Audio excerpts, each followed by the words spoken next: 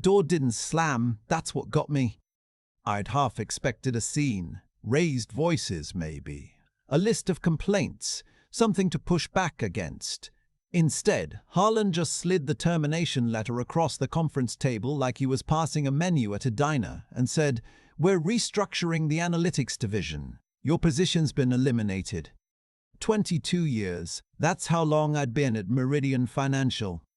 I started there at 31 when the company had 400 employees and ran its risk modeling on spreadsheets that crashed every other Tuesday. I built their quantitative analysis framework from scratch, wrote the original code myself, nights and weekends, because the consultants they'd hired wanted 6 months and $800,000 to do what I knew I could do in 3. I trained every analyst who ever sat in that department. I hired most of them. And Harlan had been there 8 months. He came from a fintech startup in Austin that got acquired and then quietly dissolved. His LinkedIn had the word visionary in the bio. I remember reading it and thinking, nobody who's actually good calls themselves that. He shook my hand after sliding the letter. Firm grip, eye contact, like he practiced it. "We really appreciate everything you've contributed, Walter." I said, "Thank you." I don't know why I said it, it just came out. He blinked. I think he expected anger or tears or at least some version of a scene. Instead, I picked up the letter, folded it once, put it in my jacket pocket, and walked out. My badge stopped working at the elevator. They timed it to the minute. I sat in my car in the parking garage for a while, not crying, just sitting. The kind of quiet you get when something enormous has just happened and your brain hasn't caught up yet. I called my wife, Nora, from the car. She picked up on the second ring. "They let me go," I said. A beat of silence. "Then come home, I'll put something on the stove." That was it. No drama, no panic, just come home. That's the woman I married. I drove home in the middle of a Tuesday afternoon for the first time in 22 years. The highway was empty in a way it never is when you're commuting. The whole world felt slightly wrong, like a photograph that's been flipped horizontally. Everything in the right place but nothing quite where it belongs. Nora had made pasta.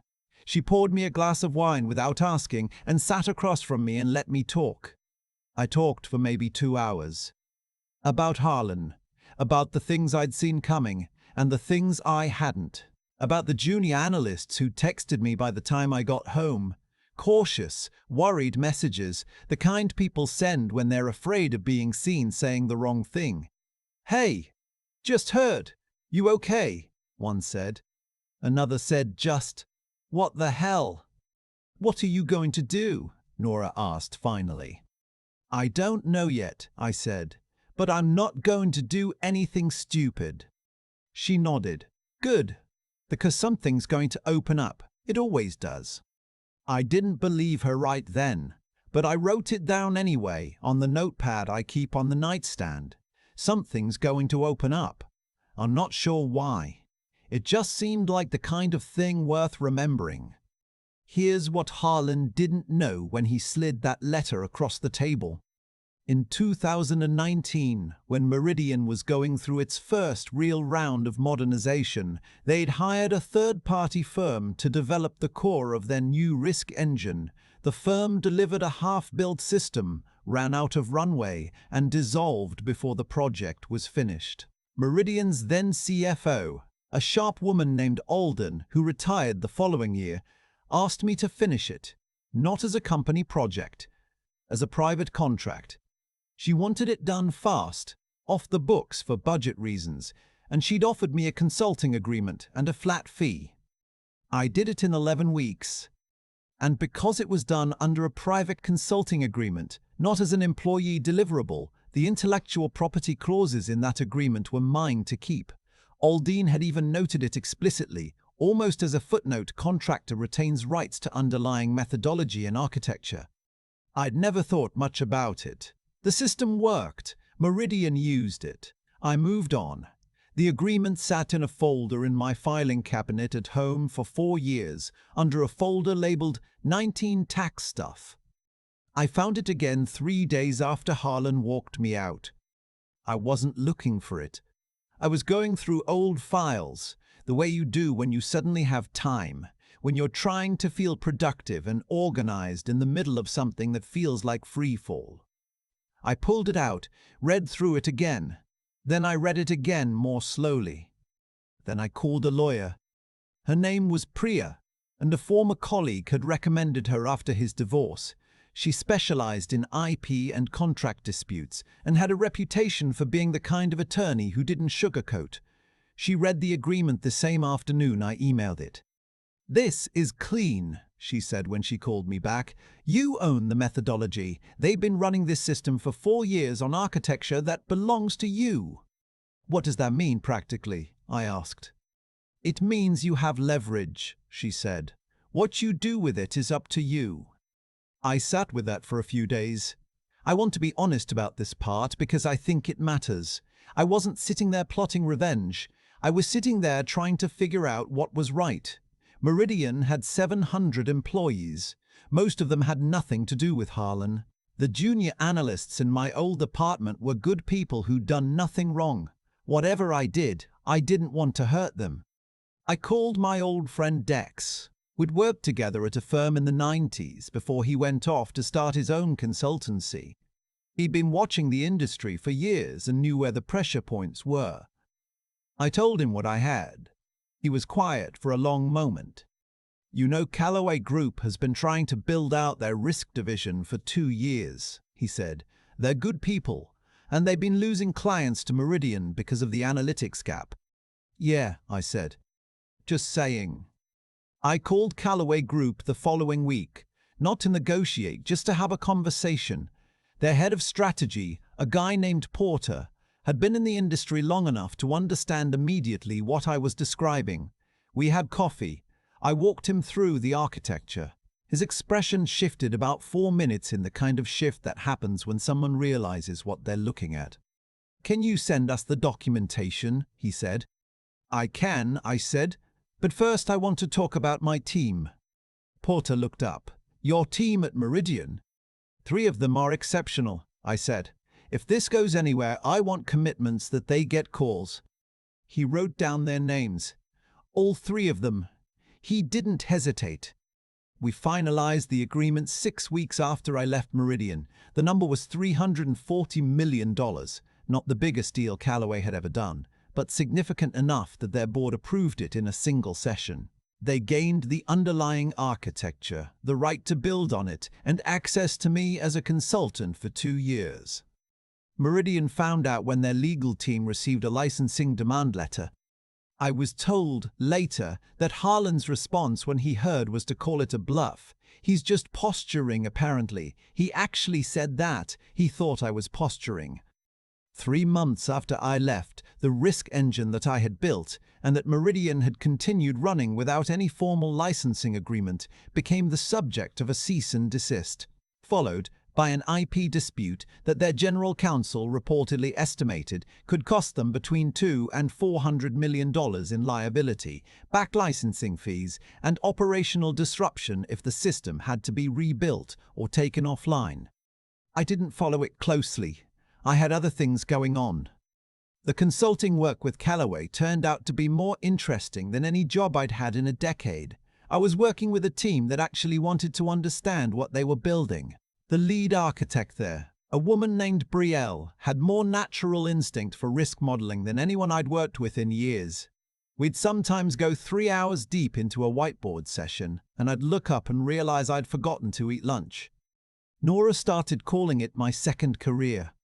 Dex sent me a message 4 months after the deal closed, just a screenshot of a news item. Harlan's LinkedIn profile had been updated.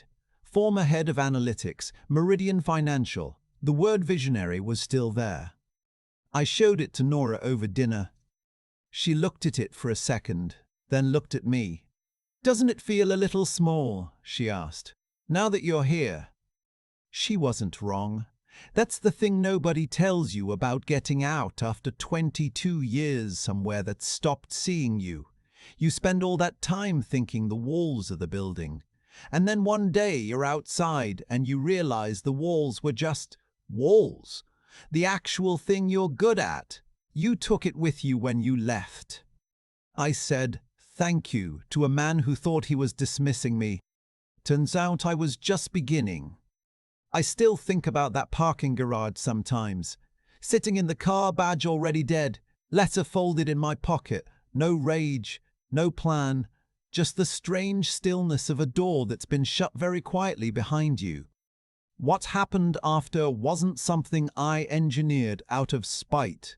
I want to be clear about that, because I think it matters, not for Harlan's sake, but for mine. When Priya called me back and said, "You have leverage," my first thought wasn't about the money. It was about whether using it was the right thing to do. That question kept me up for 2 nights. I walked around the house. I made coffee I didn't drink. I sat with it. What I kept coming back to was this. I hadn't stolen anything. I hadn't broken anything. I built something under a contract that was clear and legal, and I'd never once asked for more than what was agreed. For 22 years I showed up, did the work, trained the people, solved the problems nobody else wanted to touch. And when a man who'd been there 8 months decided I was no longer useful, he let me walk out the door carrying the thing that kept the whole operation running. That's not my fault. And protecting what was legitimately mine wasn't revenge. It was just honest accounting. I think what saved me in those weeks wasn't cleverness, though the legal situation happened to fall in my favor.